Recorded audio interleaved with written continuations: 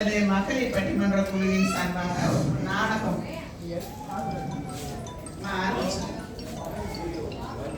உலக தரம் வாய்ந்த சிகிச்சை அளிக்கும் மதுரை மீனாட்சி மிஷன் மருத்துவமனையை சார்ந்த அனைத்து சான்றோர் பெருமக்களுக்கும் சிரித்தால் வாழ்வு சிறக்கும் என்ற குறிக்கோளுடன் நம்மை வழிநடத்தும் ஞான குருவாக திகழும் திருமிகு ஞானசம்பந்தன் ஐயா அவர்களுக்கும் இதை சிறப்பாக மணித்துளியை உயிர் துளியாக எண்ணி நமக்கு நிகழ்வினை அளிக்கும் திருமிகு விஸ்வத்தையா அவர்களுக்கும் இங்கு வருகை புரிந்திருக்கும் அனைத்து சான்றோர் பெருமக்களுக்கும் அறிஞர் பெருமக்களுக்கும் கவிஞர்களுக்கும் குழந்தை செல்வங்களுக்கும் மாணவ செல்வங்களுக்கும் எங்கள் குழுவின் சார்பாக மனமார்ந்த வணக்கத்தையும் நன்றியையும் தெரிவித்துக் கொள்கின்றோம். சர்வதேச விழிப்புணர்வு தினத்தை ஒட்டி ஒரு சிறு குறு நாடகம் தங்கள் முன் இதோ. ஏ ஆத்தா ஆத்தோரமா வாரியா, ஏ ஆத்தா ஆத்தோரமா வாரியா, ஏ ஆத்தா நீ சும்மா நீ முன்னால போனா பின்னால வாரே அப்படி நீ வந்துட்டு இருக்காத, எவ்வளவு சேர்ந்து வாத்தா எட்டி வா. இந்த வந்துட்டேன் மம்மி. ஆமா, உனக்கு தெரியுமா இந்த பெரிய ஆத்துக்கிட்ட ஒரு பெரிய ஆலமரம் இருக்குப்பா.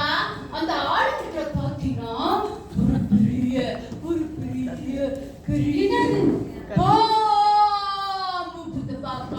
பாம்பு புத்துப்பா. அது முங்க நம்ம ஒரு முட்டையும் ஒரு பால் வச்சோம்னா நமக்கு புத்துநோய் வராதாம்ப்பா. ஆனா அது வெள்ளிக்கிழமை தானே போய் வைக்கணும். சரி, ஆமா, அப்புறம் ஆனா அதுக்கு போறதுக்கு பதிலா நம்ம ஞாயிற்றுக்கிழமை நம்ம ஐயாவுடைய நகைச்சுவை மாவட்டத்துக்கு வந்தோம் வையேன், நமக்கு எந்த வியாதி இருந்தாலும் அது தீர்ந்து போயிரும் பாப்பா. உனக்கு அது தெரியுமா? அப்படியாமா? மதுரை நகைச்சுவை மன்றத்திலயா? ஆமாப்பா. என்னையும் ஒரு நாள் கூட்டிட்டு போங்க. கண்டிப்பா போவோம்ப்பா. அம்மா, எனக்கு ஒரு சந்தேகம். சொல்லுடா, உனக்கு சந்தேகமே வாழ்க்கையா போச்சு. சரி சொல்லு. புற்றுநோய்னா என்னம்மா? அம்மா, புற்றுநோய்னா அது யாருக்கு வரும் அப்படின்னா முதல்ல தண்ணி அடிச்சு தள்ளாடி போறாங்க பாத்தியா, அவங்களுக்கு வரும். அடுத்து புஸ்ஸு புஸ்ஸு புஸ்ஸுன்னு அப்படி மழை மேகம் மாறி ஊதிக்கிட்டே இருக்காங்க பாத்தியா, பீடி சிகரெட், அவங்களுக்கு வரும்.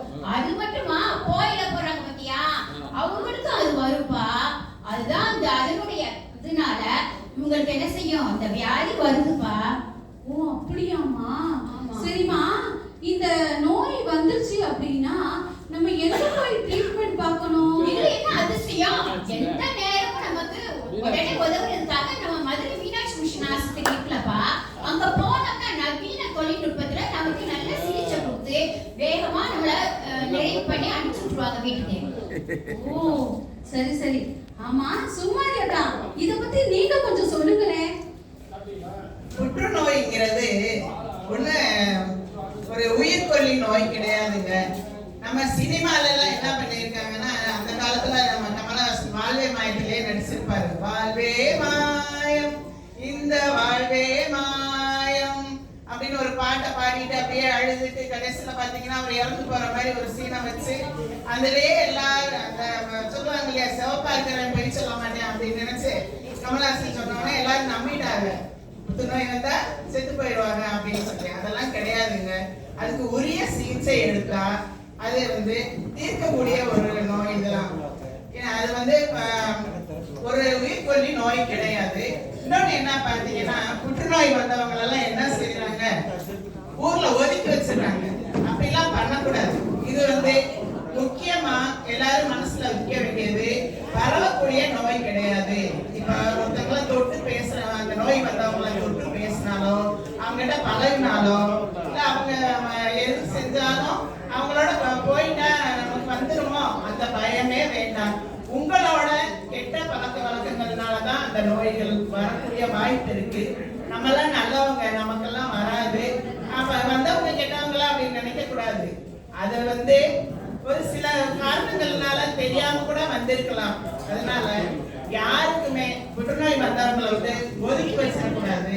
அவங்க எப்பயுமே நம்மள மாதிரி தான் நல்லபடியா ஒரு ட்ரீட்மெண்ட் எடுத்தா இந்த நோய் குணமாயிரும். அதோட நல்ல ஆரோக்கியமான உணவு. இப்ப நம்ம மீனாட்சி மிஷன் மருத்துவமனையிலே அருமையான சிகிச்சை எல்லாம் அது கொடுக்கறாங்க. அந்த சிகிச்சையில அவங்க கொடுக்கக்கூடிய மருந்து மாத்திரை, ஆரோக்கியமான பழக்க வழக்கங்கள், ஆரோக்கியமான உணவு, இந்த மாதிரி எல்லாம் நம்ம கடைபிடிச்சிட்டு வந்தோம்னா இந்த நோய் சாதாரண சளி, காய்ச்சல், மண்டவலி அது மாதிரி தான். சரியா? யாரும் பயப்பட வேண்டிய ஒரு அவசியமே இல்லை. அந்த மாதிரி சிறப்பான ஒரு மருத்துவ வசதி எல்லாம் இந்த காலத்துல கண்டுபிடிச்சிட்டாங்க. எதுக்கோ மருந்து கண்டுபிடிச்சிருக்காங்க. இத நம்ம பெருசா நினைக்கலாமா? நீங்களே சொல்லுங்க. சொல்றேன். அதாவது இந்த நோய் வரது நம்ம உடம்புல இருக்கிற பகுதிகள் எதெல்லாம் நமக்கு அஃபெக்ட் ஆகுங்கிறத முதல்ல நீங்க தெரிஞ்சுக்கங்க பாப்பா. அதாவது கல்லீரல், பெருங்குடல், சிறுகுடல், வயிறு எல்லாமே இது நம்மள அஃபெக்ட் பண்ணிடும். அது மட்டும் இல்லாம பெண்கள் அவங்களுக்கு மார்பக புற்றுநோய் வருது. உடனே அதை பயந்துடக்கூடாது. நான் கூட இதை பக்கத்து ஆண்டிகிட்டே சொல்வேன், ஆண்டி நான் மீனாட்சி மிஷன் ஆஸ்பத்திரி, ஏன்பா போய் எத்தனை நாள் இருக்க போற? ஐயோ உனக்கு அந்த வியாதி வந்துருச்சா? அச்சோ அட பாவி, நீ நல்லவளே, உனக்கு போய் இந்த வியாதி வந்திருக்கா அப்படின்னு. வியாதி இல்லாதமா நீங்க சொன்ன உடனே எனக்கு ஒரு ஞாபகம் வந்துருச்சு. பொதுவாவே பாத்தீங்கன்னா அந்த நோயில ஹாஸ்பிட்டல் இருப்பாங்க பாத்தீங்களா, அவங்கள பார்க்க வர்றவங்க கேட்கிற கேள்வி இருக்கே, ஆமா அவங்க என்னென்னலாம் கேட்பாங்கன்றீங்க. உடம்பு கொஞ்சம் மெலிஞ்சு போய் இருந்தாங்கன்னு வச்சுக்கோ, என்னாச்சு சுகர் வந்துருச்சா, என்னாச்சு பிபி வந்துருச்சா, என்ன முடியெல்லாம் கொட்டி போச்சு அப்படின்னு சொல்லி நல்லா இருக்கிறவங்கள கூட கொஞ்சம் என்ன பண்ணிடுவாங்கன்னா நோய்வாய்ப்பட வச்சிருவாங்க.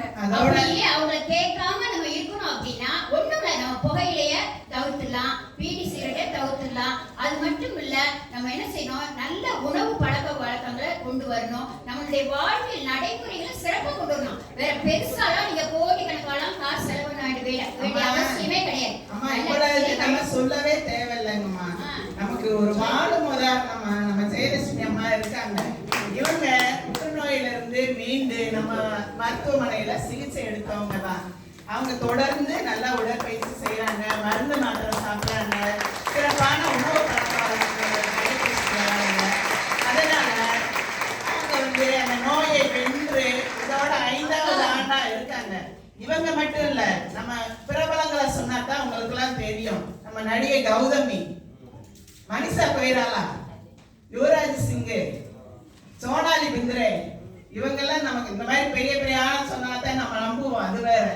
அதனால அவங்கெல்லாம் இப்ப கௌதமி அம்மாலாம் எடுத்துட்டீங்கன்னா 18 வருஷம் ஆச்சு அவங்களுக்கு அந்த நோய் அதுல இருந்து ரெக்கவர் ஆகி அவங்க இன்னும் சிறப்பா நல்லா தான் வாழ்ந்துட்டு இருக்காங்க. அதனால இந்த நோய் பத்தின பயமே யாருக்கும் இருக்கக்கூடாது. அந்த நோய்ங்கிறது எல்லா நோய் மாதிரியுமே சாதாரண ஒரு இதுதான். அது அம்மா அதை ஜெயிச்சு வந்திருக்காங்க. அவங்களுக்கு என்னென்ன ட்ரீட்மெண்ட் எடுத்தாங்க, அவங்க எப்படி மீண்டு வந்தாங்கன்றதை இப்ப அவங்க வாயாலே சொல்ல போறாங்க. இப்ப நம்ம சரோஜா தேவி, சைட்ரோஸ் சரோஜா தேவி, அந்த ஸ்ரீதேவி ரொம்ப ரொம்ப நம்ம ஜனாதிபதியமா இருக்காங்க பாத்தீங்களா, திரௌபதி முர்மு மாதிரி அதை அண்ணன் நடப்பட்டு அசைஞ்சு நம்ம அவங்க நோய் நாடி, நோய் முதல் நாடி, அது தணிக்கும் வாய் நாடி வாய்ப்ப செயல் என்ற திருக்குறளுக்கு வாழ்வாக வாழ்ந்த அம்மா அவர்களை இளம் குயில் அவர்களை அன்போடு அவர்களுடைய அனுபவ உரையை தங்களுடன் பகிர்ந்து கொள்ளுமாறு அன்போடு வேண்டிக் கொள்கிறேன். வாத்தா வாத்தா, கதையை சொல்லாத்தா சொல்லத்தா. எனக்கு புற்றுநோய் சுகமாயிருச்சு. எப்படின்னு கேட்டீங்கன்னா, ஒரு கர்ப்பப்பை புற்றுநோய் எனக்கு வந்துருச்சு. உடம்பு ரொம்ப மெலிவா இருந்ததுனால எனக்கு நானா தான் மருத்துவமனைக்கு சந்தேகத்துல போனேன். போன உடனே அதை கண்டுபிடிச்சு நல்லா ட்ரீட்மெண்ட் கொடுத்தாங்க. ட்ரீட்மெண்ட் கொடுத்தாங்கன்னு சொல்றதை விட மருத்துவர்களுடைய ஆலோசனையிலே நான் பாதி பேர் படிச்சுட்டேன். ஆனா நிறைய பேர் தலையெல்லாம் தடவி பார்த்தாங்க. நான் வீட்டுக்கு போன விட்டு கரண்ட் வச்சவங்களாம் இறந்துட்டாங்க. நீங்க எப்படி வந்தீங்கன்னாங்க. நான் 3 மாசம் தொடர் சிகிச்சை இங்க எடுத்துக்கிட்டேன். அப்புறம் 6 வாரம் ஹியூமோதெரப்பின்னு ஒன்று செய்வாங்க. அது 3 மாதம் தொடர் சிகிச்சை. இப்போ 3 வருஷம் வருஷத்துக்கு ஒரு முறை பரிசோதனை பண்ணிக்கிட்டேன். இப்போ 5 கிலோ 200 கிராம் நான் வெயிட் போட்டிருக்கேன். உணவு பழக்கம், யோகா பயிற்சி செய்வேன். நேரம் யோகா பயிற்சி இதெல்லாம் ரொம்ப நல்லா செய்வேன். அதாவது சொத்து இல்லாம பணக்கார தந்தை இல்லாம விழுந்து நீங்களா முயற்சி செய்து எழுந்து நின்றவரா நீங்கள்? அப்படி என்றால் உங்களை நீங்களே தட்டி கொடுத்து பாராட்டி கொள்ளுங்கள். ஏனென்றால் நீங்க தான் அந்த 1000-ல் ஒருவர். நீங்கள் 1000-ல் ஒருவராக இருந்தால் நான் லட்சத்தில் ஒரு. ஏன் நான் லட்சத்தில் ஒரு அந்த போராடி ஒருத்தர் இல்லாம நான் வெற்றி அடைஞ்சு இந்த மேடைக்கு வந்திருக்கேன்னா எனக்கு அதுக்கு காரணம் தினமலர் பத்திரிக்கை. நீங்க ஒரு சாதனையாளர்மா, நீங்க ஒரு சாதனையாளர்.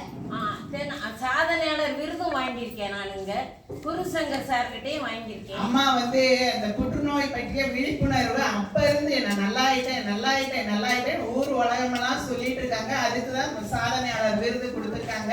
பலத்த கைத்தட்டல் கொடுங்க அவங்களுக்கு.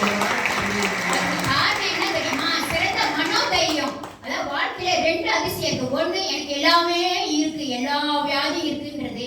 இன்னொன்னு, எனக்கு ஒண்ணுமே இல்லை அப்படிங்கிறது. அதுதான் புற்றுநோய், ஒரு வெற்று நோய். அதை வந்து நம்ம அப்பயே உடனே நம்ம தீர்த்துடணும். அதை பத்தி பெருசா நம்ம திங்க் பண்ணாம இருந்து மன வலிமையோட இருந்தனாலதான் இன்னைக்கு அம்மா பாருங்க எவ்வளவு சிறப்பா நம்ம ஒண்ணுக்கு சிறப்பு ஆற்றுறாங்க அப்படின்னா அது பெரிய மாபெரும் சாதனை தான். ஆமா, நல்ல சிகிச்சை எடுத்துட்டு நல்லா பார்த்துட்டோம். அந்த லட்சத்துல ஒருத்தியா நான் இருக்கிறேன்னா இந்த மேடையில நிக்கிறேன் அப்படிங்கிற எனக்கு முதல் காரணம் வந்து தினமலர் பத்திரிக்கை. அது மூலம் தான் நான் அறிமுகமானேன். ஞானசம்பந்தர் சாரு எனக்கு தினமலர் மூலம் அறிமுகமானவங்க தான். அதனால எனக்கு இப்ப ரொம்ப நல்லா இருக்கு.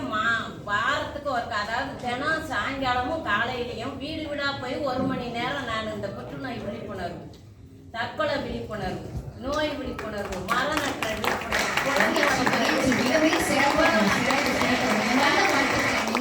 ஐயாவுக்கும் தெரியும். நான் ஒவ்வொரு மணி நேரம் விழிப்புணர்வு செய்யறேன். எங்க ஏரியாவில் யார் கையிலும் போன் இருக்காது.